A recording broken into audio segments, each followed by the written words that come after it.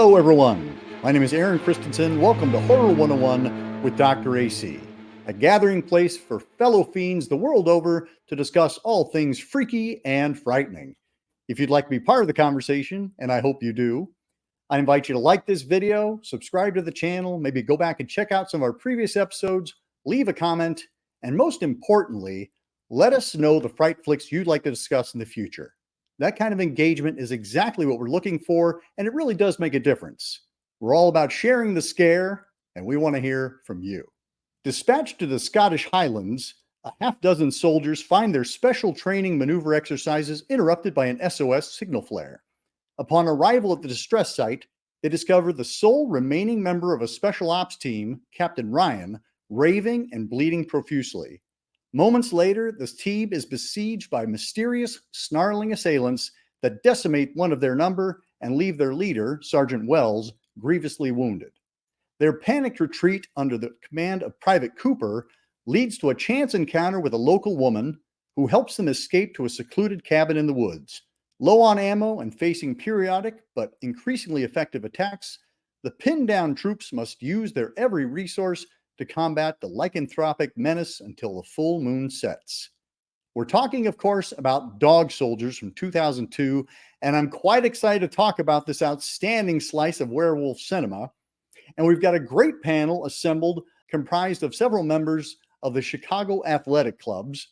Let's bring in Grant Kuchan, Jessica Candell, Adam Witt, Danny Hernandez, and Caleb Fullen to talk about Dog Soldiers celebrating its 21st anniversary, which means it's old enough to drink. And I know everybody brought their glasses with them. So let's all discuss Dog Soldiers. The genesis of this podcast was Adam was on the show last October, and we've been talking about The Descent. And I said, hey, have you seen Neil Marshall's first film, Dog Soldiers?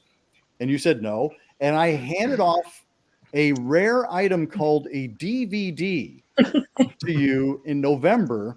Mm-hmm. And here we are. And you had not yet seen Dog Soldiers yet. We're saving it. And so here we are. I just basically blackmailed everybody on this panel tonight to watch Dog Soldiers because it's a movie that apparently is not getting a lot of love these days on the streaming services. And I live in a world of physical media. So basically our little DVD and Blu-ray made the rounds here. And thank you all for joining us tonight. Thanks for having us. Thank you. So none of you had heard of Dog Soldiers prior to my mentioning it, correct? Nope. No. What are some thoughts on Dog Soldiers having seen it now? I enjoyed it. Me too.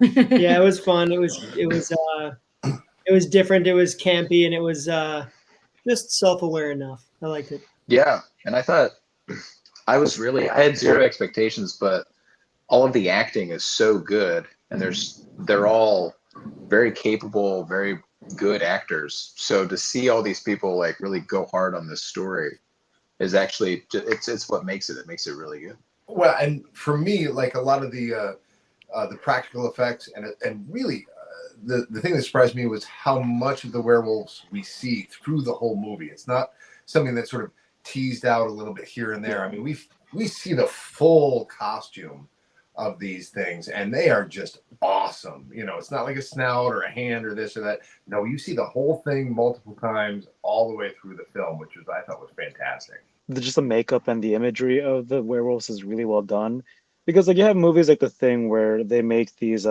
effects for like a weird monster you've never seen before, but they have the freedom to like mess around with something you've never seen before. But like a lycanthrope, everyone knows what a werewolf looks like, and for them to have the confidence to make it look the way it looks so well. And the werewolf design is by Bob Keane, who did the makeup effects for Hellraiser, among quite a few other things. Oh wow! And he was dying to do a werewolf movie, and so this came his way. And I think, as you point out, Grant, like the quality of the werewolf makeup is what kind of elevates this to another level. Yeah, and no offense to the film, with it being sort of like an indie film in and of itself, having that much going into the werewolves and being able to see that much of it all the way through. They didn't do the Jaws thing where we were only seeing a little bit here and there. It's the whole thing the whole way through, which, yeah, exactly that. Really elevated it. past what it was. Well, your notion of it being an indie movie is actually pretty accurate, because in 2000, I think 2000 or 2001, when this film was being shot, there really weren't any British horror films coming out. Like, Neil Marshall was operating kind of in a wasteland, and getting financing for a British horror film was pretty challenging. And so this was shot on 16 millimeter. You know, it's very much a low budget affair. But as you said, Caleb, like, the acting is really solid. I think the script is really well done. And the final result is a werewolf movie that's kind of different from the usual werewolf movie. Yeah. One thing that really, that I still remember, I watched it last night, is You remember it all the way from last night? Wow. one thing that's I've been thinking about today is, so this movie came out in 2002.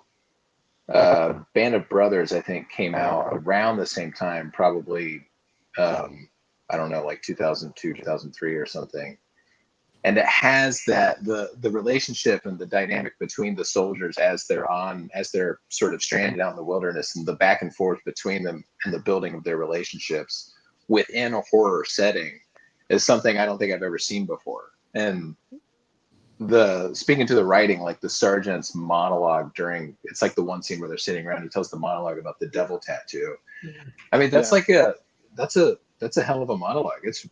It's a great writing, and it's delivered really well. And that dynamic set within a horror situation was really, I'd never seen that before. So that was really a delight.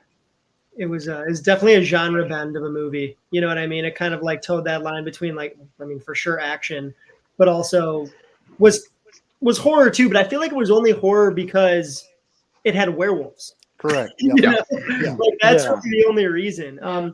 Something like another like movie from the UK that reminds me of like a Big Ben like this would be like The Kill List, which kind of like blended together sort of like hitmen from that part of the world again, and you know, like this, like the occult and all that stuff. But I thought it was cool that they brought the werewolves kind of back home to like where they should be, which is in like the Highlands and like, you know, like the wilderness of the United Kingdom, like up north and stuff, like where, you know, where I imagine werewolves coming from for some reason. I don't know. But like it felt right, you know. And going back to the thing Grant said earlier about how the werewolves were portrayed, and the fact that we could see them so clearly so early, whereas other movies with like monsters as a theme leave it so ambiguous, like, oh, you'll see a claw or a fingernail, and it just gets kind of boring. That's a trope that's overdone at this point. But I feel like this movie really did a very good attempt, and they attempted and they surpassed for sure. Well, this being an indie, I mean, Neil Marshall was trying to raise money for this forever. Like, he and his story guys sat down, and like they went through draft after draft after draft while they were waiting for the money to come along. And I think that really paid off, because it allowed for them to come up with a very specific werewolf design. It allowed them to come up with that dialogue that feels really lived in and authentic to the squatties.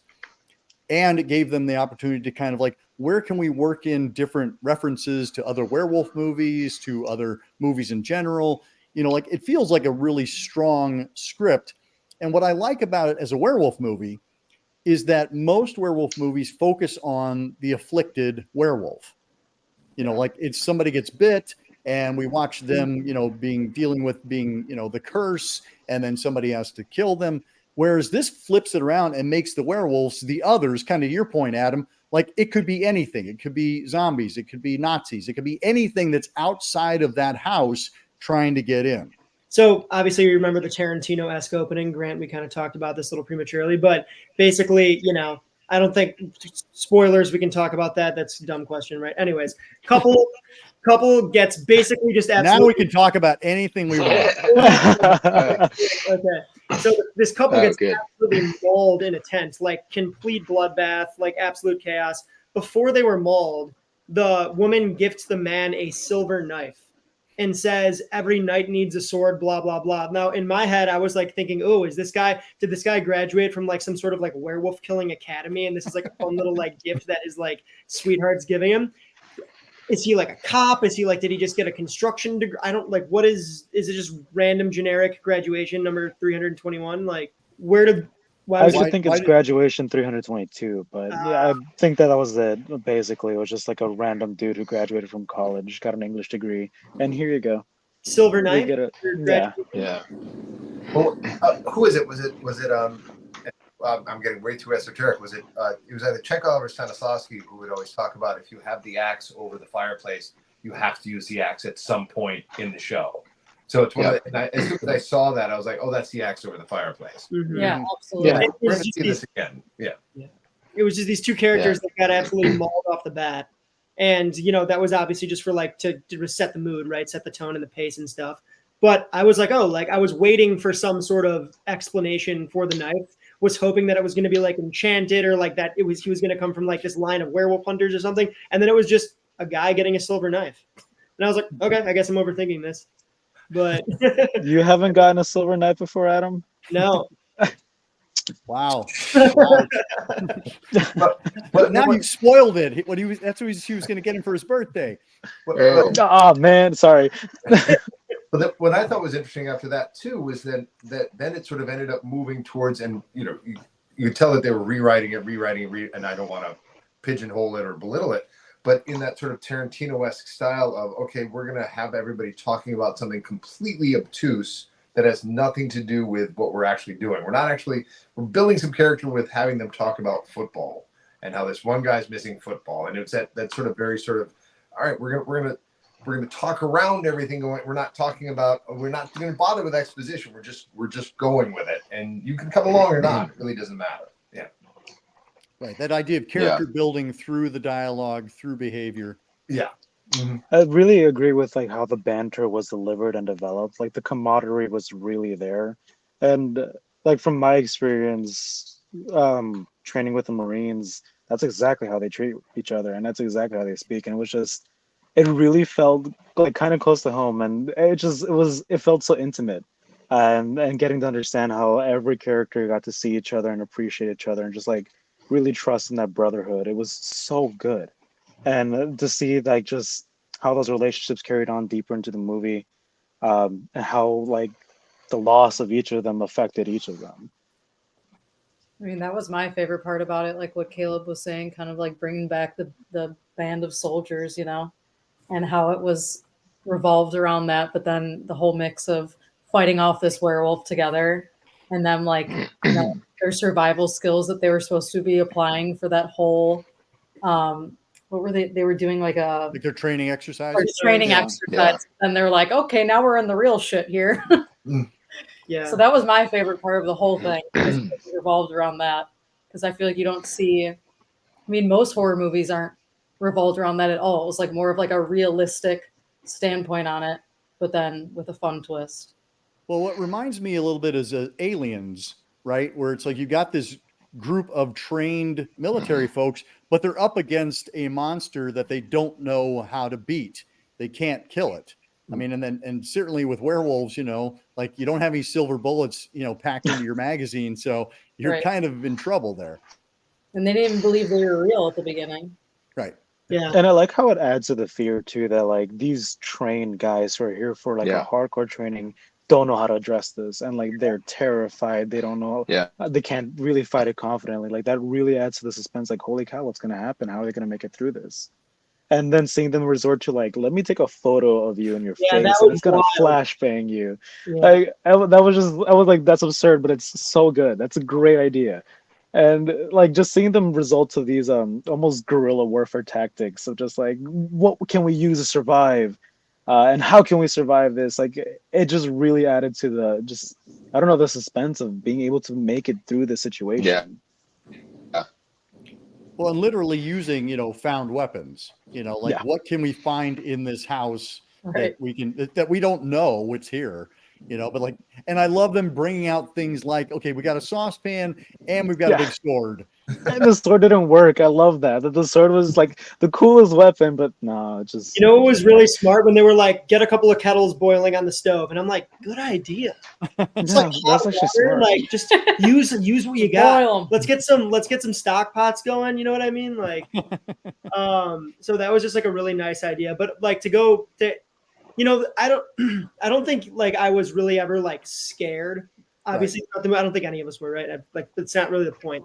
I don't think it's that kind of movie. Yeah. Exactly. So like, but one of the things that I liked about it that kind of diffused a lot of that scare was like just the practical, like the blood and the gore of the from the practical effects. Like you kind of like off the bat were warmed up already, so that when Sergeant Wells gets his guts just scraped across and they're falling out, and you're like, how is this guy? How were they even pretending Yeah. to see this guy? How many pounds of sausage did they have to use to film that scene? You know what I mean? Like how much bratwurst did they use? I love the absurdity of that. That the guy got his literal intestines ripped out. He's like, oh wait, I'm put a fine. band-aid on it. Yeah. Put a band-aid. I mean, we know. Yeah, they just push him back in. And we That's also, how that They're not works. gonna fit. Yeah. he was also turning into a werewolf, so healing and stuff, does that make sense? But like, you know, it was pretty insane. Like, off the Yeah. So I had a question on that. So the female werewolf at the end of the movie, she gets shot in the head. Yeah. She doesn't stay dead, right? That's right. Yeah, because like when she just drops, I'm like, there's no way she died from that because she's a werewolf. Right. She shouldn't be coming back from that. But I don't know. They see- kind of left that a little ambiguous. You see a werewolf with one eye later on. The one who slaps Oh. Wells's lighter out of his hand Yeah, Oh. has one eye. Nice. that makes Okay. sense. Okay, Wow. gotta like the continuity. And there's another Yeah. werewolf that doesn't have a hand, you know, and that's from the one that gets chopped off earlier. But yeah, I mean, the fact that it all kind of like keeps circling around, and there's only like, you know, 5 or 6 werewolves in the whole movie, but they keep showing up and they keep showing up because they Mhm. can't be killed. And can we talk, I mean, just briefly about probably the greatest like chase sequence I think I've ever seen in a werewolf movie ever. I mean, it's not, you know, and granted that, you know, says something horrible about Scottish construction, which, you know, personally hurts a little bit, but still, you know, the fact that they're in this tiny country house and it's not like they're outside and running away or anything like that, or running down the hallway. They're literally digging through from one room to the other to the other to the other house to get away from all of this.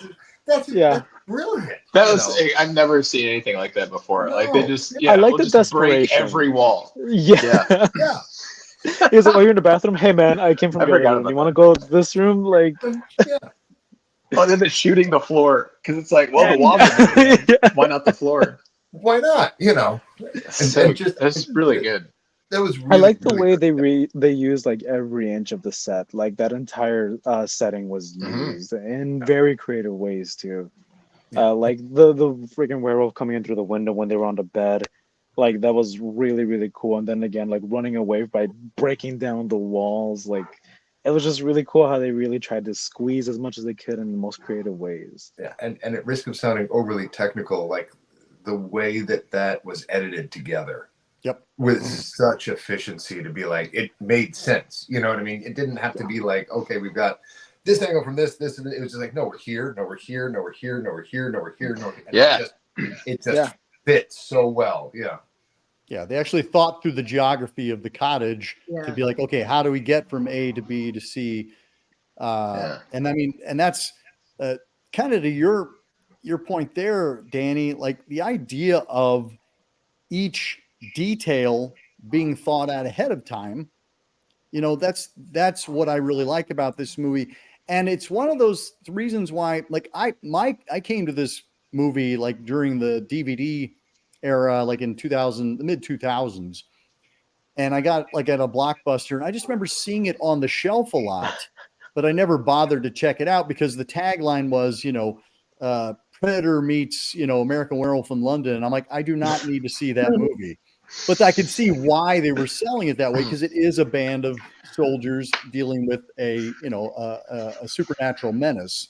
Yeah. But this movie got its release. I mean, it didn't get a theatrical release in the U.S. It was released directly to the Sci-Fi Channel back in like 2002 or 3. You know, I just said that's how you know it's good. All those I love those Sci-Fi Channel movies. Like, Yeah. let me get an anaconda going. You know what I mean? Like, But it's not that. It's not that movie at all. No, it's not. Well, of course, it's not like Anaconda. I'm just saying it's. I could see it. I could see this for sure, especially during like October. This is for sure Sci-Fi Channel stuff. But, Yeah. But to go, Danny, for what you were talking about, you said when she got shot in the head, she died. She didn't. What was okay? Well, she didn't die, but whatever. She got shot in the head. There was this whole sequence of quotes that she said before that, where she was like something about women. It was like so maybe Caleb, you remember you saw it yesterday. She was like, "You say you never trust women and you don't like women," and blah blah blah blah. And then she's like, she was like, she died right after she was like, "It's that time of the month." Oh! Like when I saw it, I was like, "What the fuck?" Yeah. There's a very snarky line of satire in the movie, and it's just great. There was a lot That- of quotes. To me, that was I don't know, that was a funny monologue written for a woman by a man. 100%. So that's It was my thing. confusing a little bit, but it was still fun. I had no idea what she was talking about. I was like, I don't know Yeah, what you're talking about. But Yeah. No idea. that was the one time. My favorite line was right before one of the soldiers dies. He says, "I hope I give you the shit." Oh, I have that- Yeah. Oh, God. That's Dude, the His final to me, stand that's, was so good. yeah. That should be the tagline of the movie. That guy was squaring up with the werewolf. That guy was boxing the werewolf. He Yeah, loved He said, So pull up. He has And no I was choice. Yes, yeah. yeah, he's just buying it. And they were like, he was kind of hurting him too. And then he finally I hope I give you the shits. There's also one other quote that I wanted to mention. Because we talked about time of the month, hope I give you the shits, the best. Okay, and then they were talking about like transforming into a werewolf, and it was like, it's like taking a piss. Is it like taking a piss when you gotta go, or is it like taking a shite? Just because you need to go doesn't mean you drop your drawers and let it rip. I was like, God, that's a great way of explaining turning into a werewolf and what it might be like. Yeah. You know? Well, At least in a Scottish dialect. Yeah. Drop your kegs and pitch off a loaf, I think, is the the performances. Caleb, you talked a little bit about that earlier. And our actors, I think, are just top notch in this. Sean Pertwee is probably the best known actor, and he was so keen to do this movie that he attached himself to it early on in the hopes that it would attract more attention, and it helped make the movie, help get the movie made. But a fun fact is that our main character, Private Cooper, played by Kevin McKidd, Grey's Anatomy. and that role was supposed to be Jason Statham. Really? No way. Yep. Whoa. Jason Statham was originally Dang. cast in that role, and he could not do it because he was doing John Carpenter's Ghosts of Mars, and so it next went to Mr. McKidd. But I think Kevin McKidd is terrific in this. I really love Darren Morfitt as our Private Witherspoon, the one who's boxing the werewolf. Liam Cunningham is our captain, and I think he's done some Game of Thrones stuff recently.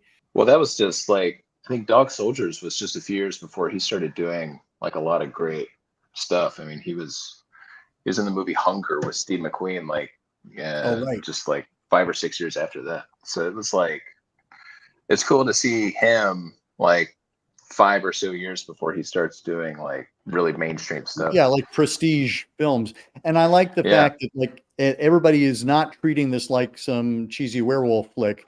Like they're really invested and bringing a full round of performances. Yeah, I think it shows what committed good acting can do for a movie. I mean, for a movie that has like, just because a movie's campy or the violence is campy doesn't mean that they can't be committed and real and like go there, which is awesome. Yeah, I mean they're invested in their situation, which is what like that helps ground it, and then we can buy into all the crazy stuff that happens. Yeah, like a werewolf unzipping a tent. Right? Did we all forget that the werewolf actually unzips the tent with its claws, I guess? Yeah, he's really close with his It man. was a rental tent. Yeah. He knew what he was doing. From REI. He has that model already. Yeah. I do want to mention that I love the scene when they were running through the forest and trying to shoot down the werewolves chasing them. I feel like from an action standpoint, that was really well choreographed. Like the way they communicated through like just signs, movements, and like quick verbiage, saying "I cover you, run." Like it was so smoothly, uh, just acted out. I loved the way it just played out. Well, I think as Adam said earlier, like it's not a horror film, really. It's an action movie. It's an action movie with werewolves. Yeah. I was just like Sam McCurdy was the cinematographer who also shot The Descent, and some of Game of Thrones. So he's kind of Neil Marshall's go-to guy. And speaking of The Descent, like this is kind of, The Descent was kind of an inversion of this one where it's all women with one guy in the cast. I like the fact that, yes, this very much feels like a male oriented film. Like it is action packed. It's mostly a male cast. The women talks like a man. But the Descent feels very grounded in a place of femininity, coming from a place of true women, not just women who talk like guys. Like it feels like how women would behave. And I like the fact that he decided to go both routes because, somebody could just pigeonhole him as, like you only do well with men. And he's like, nope, for my second movie, it's going to be all women. Oh, so Dog Soldiers came before The Descent? Correct. Yeah, this was 2002. The Descent was 2005. Okay. Wow. I also really liked The Descent as well. I wonder if there's a dual ending for Dog Soldiers that we don't know about. Well, there were planned sequels.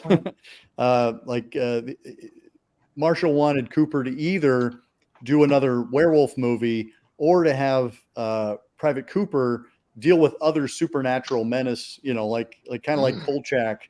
Like, okay, and now he deals with vampires, and now he deals with, but I'm also a fan of one and done. Like, I don't love sequels. I don't love franchises, which is not to say I don't watch, if somebody trots a sequel out, I'm like, all right, I'll go check it out.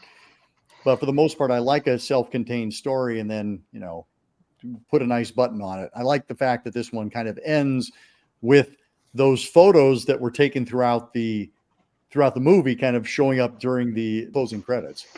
So many good little details. Mm-hmm. I do want actually, since everybody did make the physical media rounds, why do you think it is that we don't necessarily watch a lot of physical media these days? Like we have kind of moved to where if it's not streaming, it kind of falls off our radar. Convenience. We have a confession. I bought the PlayStation with no DVD player. We also ended up watching it on Amazon Prime. Mm-hmm. We totally just rented it. It'd be nice to collect movies, and like I have a bunch of stuff like a bunch of different things under the TV now that I just like have no way of watching now. So that's kind of what it is, just technology moving into the future. And unless you like decide to buy a DVD player to watch those movies, which isn't like a hard thing to do, Yeah, I mean, I remember growing up and going to Blockbuster or like or Family Video and just being like, so what are we going to watch tonight? Family Video. Weird. Missed the Blockbuster candy aisle. I just want to say that. Dude. Squirms. Just get a load of Squirms and a Rob Zombie movie. Nice. Well, it's one of those things that I've always found it fascinating because I'm a nerd like this. Is whenever we have a technological leap from one form of media to another, whether that's going from records to tapes, or records to 8-tracks, or 8-tracks to tapes, and then tapes to CDs, and then back to records again. There's a certain amount that gets lost, that doesn't make the leap to the next, thing. And it's kind of sad, the number of things. I mean, yes, you end up culling a lot of stuff that we all forget about, but I mean, and you go back to, all right, we all used to verbally tell stories to one another, and then somebody decided to start writing those down. The number of stories that were lost with that, and now we've got, okay, instead of writing it down, we're going to set it on the printing press. We're going to, the number of stories that got lost from actually physically writing it down just because it didn't make the cut. So, I've always been fascinated by these little nuggets that just sort of fall off, I don't know, out of the radar, out of the zeitgeist or whatever, that just sort of disappear. And it's wonderful to be able to find these again and be like, oh yes, this is fantastic. And sort of see how something like this could so easily find an audience again, if it was just out on the majority of the streaming services. When Netflix first came out, back in the day, I would be like, you can find these movies, like I watch so many independent and foreign horror films via Netflix, via their DVD service. And then later when they switched to streaming, they had even more. And I was like, wow, this is amazing. But I also come from, like I'm around a group of people who we love physical media. We love all the commentary tracks and things like that. And those things kind of seem to be falling by the wayside as well. Like there isn't a hunger for special features the way there used to be, like when I was growing up. And it's kind of, I feel like that's something that, if you love a movie, you're going to want to know more about it. Mm-hmm. Well, and two, I mean, going back to what we were talking about with video stores, I mean, yes, there's Blockbuster and there was that, but you also had the physical stores that were the indies that would have like a specific focus. I mean, I remember living in Boston, and there was one, and I don't remember the name of it. It was like strictly on, horror. And then there was another one in Cambridge that was all about the hard to find, Chinese and Japanese films that you couldn't find anywhere else. And I remember grabbing Drunken Master 2 for the first time from them and watching that. And being able to walk into a place where you have a curated collection and somebody who's knowledgeable there to say, hey, if you like this, you'll like that. Like I've never seen The Descent, but now that I've seen this, I'm going to go see The Descent, because it and from you sharing this with me, it's like, oh, this is great, and unless you have that individual or that place to go to say, okay, this is what I'm interested in. Show me something I've never seen before. Because the algorithm can do it to a point, but having an actual person to say, oh, you like this, try that, I also think that like that person that you used to go and talk to in the record store can be your favorite YouTuber in the sense. Like, look what we're doing here. Oh, yeah. You know what I mean? Like, if anybody who knows AC and hopefully sees this video, hopefully if they don't even know AC, could watch something like this and be inspired to watch something else. It's like there are all of these. It's almost like special features don't exist because you can watch a YouTube video.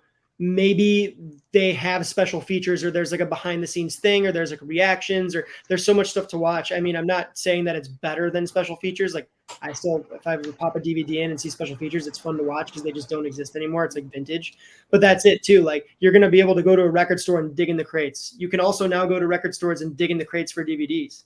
Like right here in town, Yep. So, I think Grant, you said something that kind of struck me. That idea of that curating is because now, instead of going to the Blockbuster where you have a finite number of movies on the rack, we are instead faced with the infinite, where it's like you can find any movie anywhere, anytime. And I think the chase that used to exist for horror fans or film fans of any ilk, where you were like trying to find a certain movie for years and years and years, and then you finally stumbled on it. Like now you hear about a movie and 2 seconds later you can be watching it.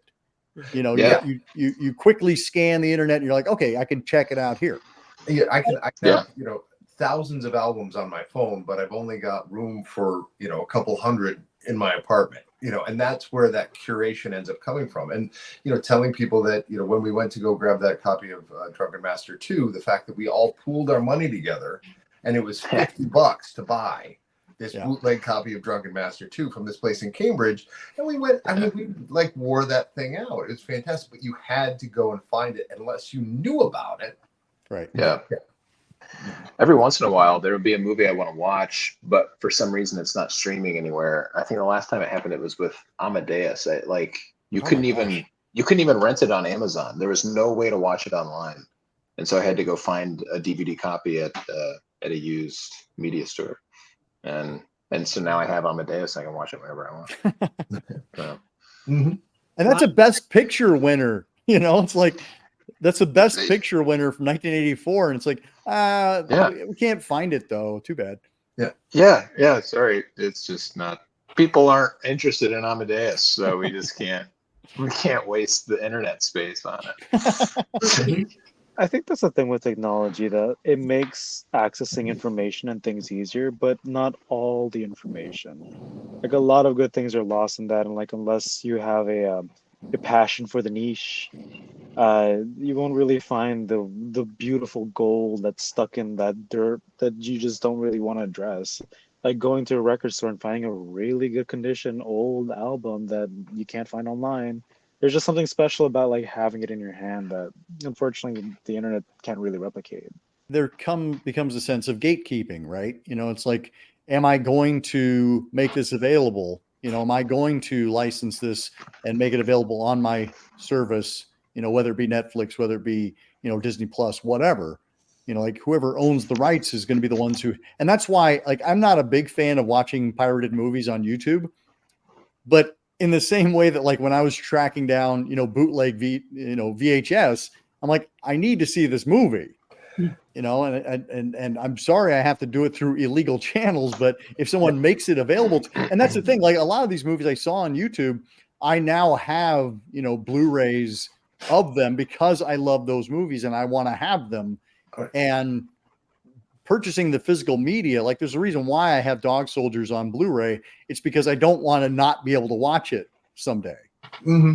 I mean, it's the same thing as like us collecting video games, like instead of downloading them. Because Disney Plus owns all of the stuff that they stream. They make like a lot. There's a lot of behind the scenes, like little mini docs on there, which is special features. So, Sure. Yeah.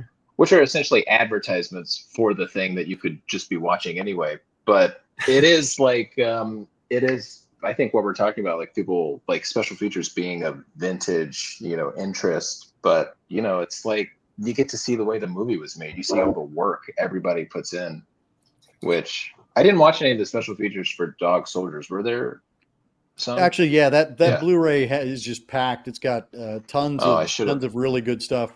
Hey, I know a guy who has a copy, so I'll. You should. Can you get me in? Can you get me in? Can you? Just make sure not to sell your PlayStation 4 so you can watch it. Oh no, I'll be running this thing into the ground.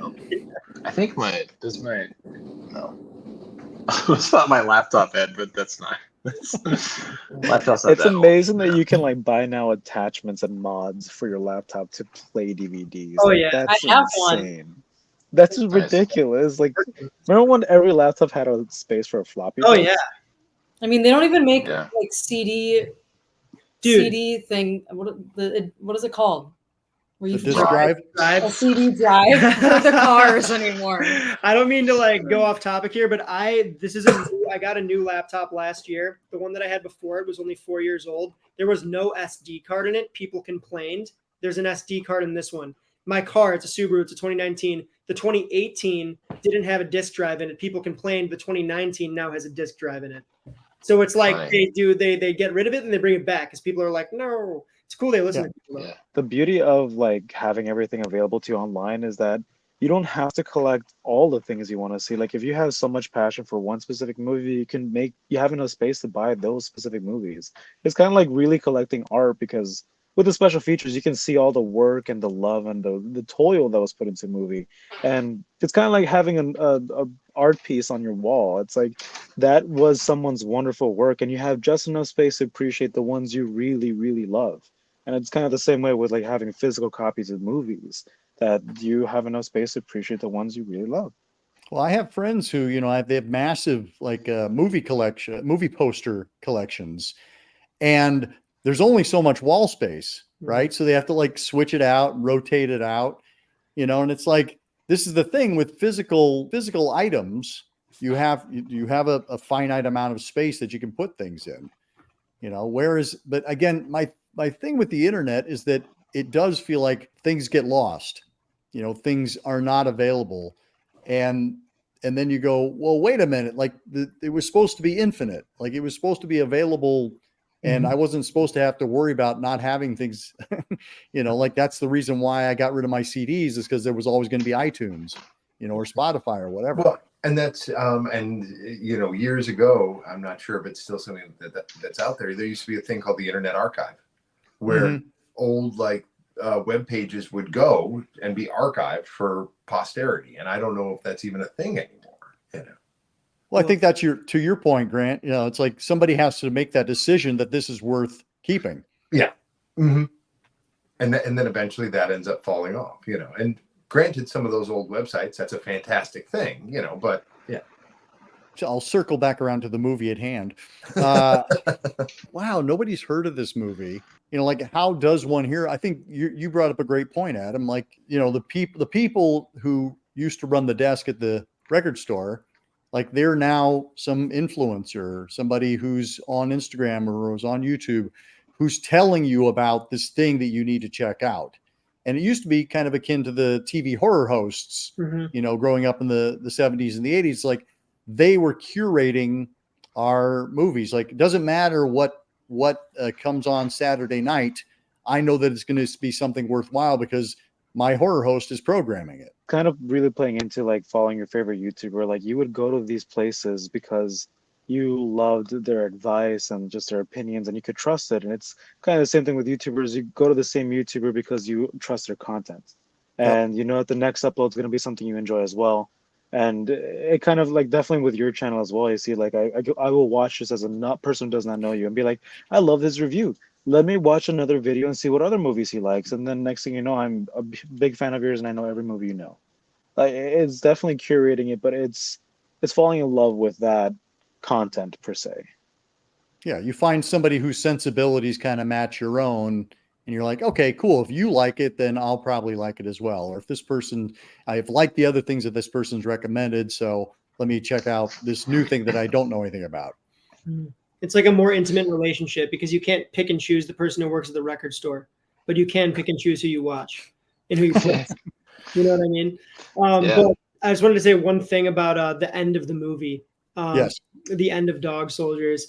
The final explosion scene, you know, classic, rips the gas line out, lets it rip for a little bit, finally gets it to light. Armageddon Day style explosion. How the hell was the explosion that big? It was awesome. Did they really blow that cottage up? They definitely did. Well, it's a model actually, like that they blew up. Oh. Like that is but speaking of behind the scenes, like they created a model of that of the cottage and they blew it up. That was a massive explosion and gave me like serious, like I'm tweaking them whenever I look at my stove. I'm like, is it off? Is it off? Like, is that actually what happened? All the gas from Scotland was running through that one cottage. Geyser of natural gas. Well, I was going to mention something from the beginning of the movie that I was wondering if anybody else noticed. There's like the beginning of the movie, it's when the soldiers are coming, they're coming in via helicopter, but it's a helicopter like aerial shot of like the woods and stuff. And that is the fastest helicopter shot I've ever seen in my life. Like the scenery is whipping by so fast I couldn't focus on anything that they were passing. And I was like, I was like, did they speed this up? And then I was like, or does everyone actually, back when you used to actually do helicopter shots instead of using a drone, did they used to slow it down to make it look more normal? I was like, is that what it really looks like to be on a helicopter? Because it's moving very fast. I don't know. I have a feeling that was a pace thing that Marshall was trying to kind of like jump in. Yeah. Okay. That's what I thought. It's like an artistic choice to put us in the shoes of the protagonist. Tiny helicopter, tons of soldiers coming out of that thing. I was like, is that possible? I was like, I don't know. The clown car. 7 guys. It's kind of a cute helicopter. Yeah. So cute. Yeah. One fun fact is that Kevin McKidd, who plays our main Private Cooper, he actually broke a rib coming out of that helicopter. Like he like hurled himself out and he like landed on his rifle and it cracked a rib. And he was afraid that they would replace him. So he didn't say anything for a couple days. And so he's just kind of like just trying to tough it out. And finally he was like going, so I'm hurt here. And so they had to put the filming on pause for a little bit while he healed up. But yeah, to hear Marshall's commentary, it sounds like the bonding on the set was really strong from the cast playing that squad. And by the end, like you really sense that sense of camaraderie. Like it feels really lived in. Yeah, you can feel it. It feels like they've been hanging out for a while before they filmed those scenes. Who won the game? Germany? Or, did they ever say? Yeah, it's the front page. I missed it. And then below it, it says "Werewolves ate my squadron." Like they buried the lead. I forgot about But that was an actual match. Like, and there was a full moon that night. Like they went back and did the research that that it happened that night, and there was a full moon. Nice. So I like that attention to detail. Always fun. Yeah. Yeah. Who are the dog soldiers? The soldiers or the werewolves? Well, there is a literal dog soldier at the very beginning. Yeah. He shoots. And I was reading reading a little bit about that, and they're like, if he had shot that dog, because most dogs for military training, like it costs like $45,000 to like train them. So it's like that's a very expensive piece of equipment you just killed. Wow. That's exactly what I was thinking the whole time. I was like, why would you? This is a military asset. Why? I was also, you guys seen It's the that? government's property, actually. That's right. Have you guys seen that Love, Death, and Robots episode, or that little like short with the troops in Afghanistan, and they're werewolves? There's like 2 werewolves, and actually, if I remember correctly, this is the reason why we started talking about dog soldiers back in November, because I was talking about the short to you. Long story short, it's these soldiers in Afghanistan that were like had the ability to like turn into werewolves on command, and like basically were like weaponized and used like in the field. And I'm not going to spoil it for you. It's a 15-minute short clip, very dope. It's on Netflix. You guys should watch it. You guys would love it. I thought this movie was going to be about soldiers that were werewolves that were like weaponized. Well, that's literally what the captain is trying to do, right? Yeah, he's trying to capture a werewolf so that they can weaponize study them, right? Yeah, exactly. So I thought that was interesting. My final comment for the movie is I've already told you guys all in person, but I want to say it again. It really feels like a very well-produced college budget movie. Like some guys in a dorm got together and got a bunch of very good friends and, man, made one hell of a movie. It was very impressive, honestly. Yeah, there's a real economy to it, but there's a lot of thought that goes into it, and it feels very kind of thought out. It doesn't feel like we're seeing a lot of corners being cut. I mean, like one of my favorite things is like the transformation scene, because a lot of werewolves movies are kind of judged by their transformation scene. And what happens, like the captain goes behind a table, and you're like, can't even see it. Yeah. And it's like, you know what? I buy it because we're invested enough in the characters and in the situation at that point. But we don't think about the fact that, hey, he just went behind a table, like, the silent version of Dr. Jekyll and Mr. Hyde. And then he pops up and he's like, oh, I'm a werewolf now. Yeah. Like that kind of economy, like how do we best spend our budget? We're going to be blowing up a lot of stuff. We're going to be using a lot of squibs. We're going to be using a lot of, like fake ammo and stuff like that. How do we make this work on the budget we have? And God bless Neil Marshall, because after this and The Descent, like England had this whole resurgence of British horror. And it was, I really do lay that at his feet. Like he kicked the door open for that. And so hats off to Neil Marshall. I was going to make a quick reference that, Adam, when you mentioned the explosion scene and how big it was, there was another English kind of thriller suspense movie that came out in 2013, I believe, called Attack from the Block. Sure. Yeah, that explosion scene at the end of the movie was massive. But just something about the way that Dog Soldiers did it was so good. I know it was a cute little scale model, but it was just, it was so impactful. And it was just like, oh my God, we can breathe now. They're all gone. Thank God. And that's a great recommendation. And you mentioned one earlier, Adam, that was Kill List. Oh, great movie. If you guys haven't seen it, gotta watch it. Really good. The Kill List. Yeah, that came out in 2011. I think you recommended that to me, AC. There's one called The Children from 2008. That's really good. All right. Severance. It's a horror comedy from 2006. And another one of Shaun of the Dead came out in 2004, so around that same time.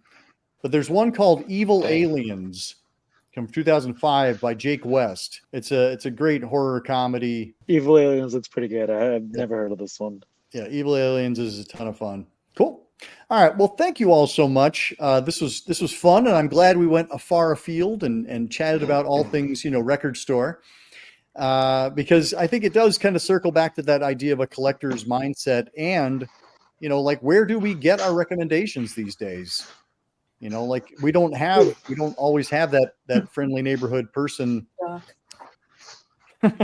Well, I'm happy to be yours, and I'll keep them coming. Until next time, keep searching, keep exploring, and keep sharing the scare.